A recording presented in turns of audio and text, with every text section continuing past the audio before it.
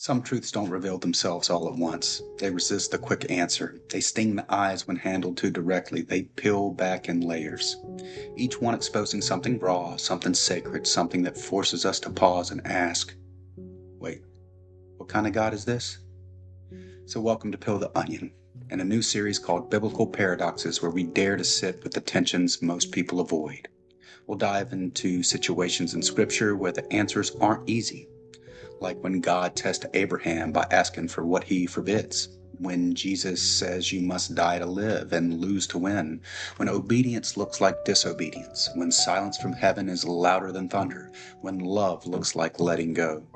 These aren't questions meant to be solved in one sitting. They're invitations to wrestle like Jacob, to walk the long road like Job, or to say with Peter, to whom else would we go, even when we don't understand?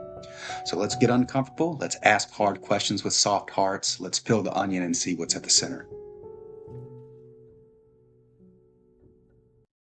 This story is quite brief. It's almost easy to skip, but it echoes with anguish. Jephthah, a judge of Israel, makes a vow before going into battle. The scripture says, if you give the Ammonites into my hands, whatever comes out of my door of my house to meet me upon my return in triumph will be the Lord's, and I will sacrifice it as a burnt offering. God grants him the victory, and when Jephthah returns, it's not a servant or an animal that greets him, it's his daughter, his only child, dancing with tambourines. The text says, when he saw her, he ripped off his clothes and cried, "Oh no, my daughter, you have brought me down, and I am devastated. I've made a vow to the Lord that I cannot break." We don't hear from God here. No angel appears as one did for Abraham, no ram in the thicket, just silence. And Jephthah follows through. We're left in the dark. Did he really burn her on the altar, or was she dedicated to a life of perpetual virginity, unmarried and isolated? Scholars debate the topic, but the emotional weight is the same. Something was lost that never should have been. This tragedy is quite layered, and I'll try to simplify it into three pieces that I see.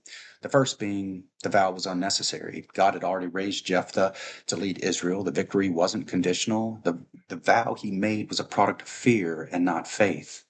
Number two, the outcome was preventable. Scripture has always seemed to value life for the most part. Human sacrifice seems to be forbidden. Yet Jephthah, caught in his own ego and interpretation, believing keeping the vow was more righteous than sparing his daughter.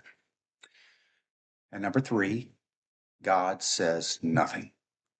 This is perhaps the hardest part. We who read the story feel the tension. I remember the first time I read it, I'm thinking to myself, why isn't God stopping this? Flipping pages. He stopped Abraham. He spoke to Balaam's donkey. He gave signs and wonders to others. But here, nothing, just silence. Jephthah's daughter becomes the voiceless victim of a man's desperation to please God. She was remembered for her dignity. She asked for 2 months of mourning with her friends. She returns. She accepts her fate. But should she have had to? The story presses a deeply uncomfortable question. What happens when human beings do evil in God's name and God doesn't stop them? It's a haunting tale, not because of what's said, but rather what's not.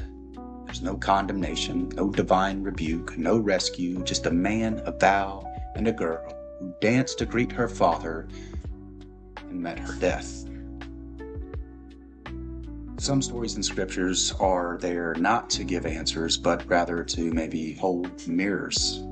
And this one may whisper a quiet but terrible truth, that sometimes the greatest harm isn't done by the ones who defy God, but by those who believe they are obeying him. I don't know your familiarity with this story.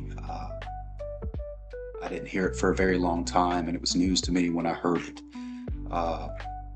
This has been a very challenging story. Even to this date, I struggle to rationalize in my head. I try to seek wisdom here, but it's very difficult for me. So I'm really eager to hear some of the responses that you guys have, how you rationalize this, how you may cope with silence from God, whether it be in the story or in your own life.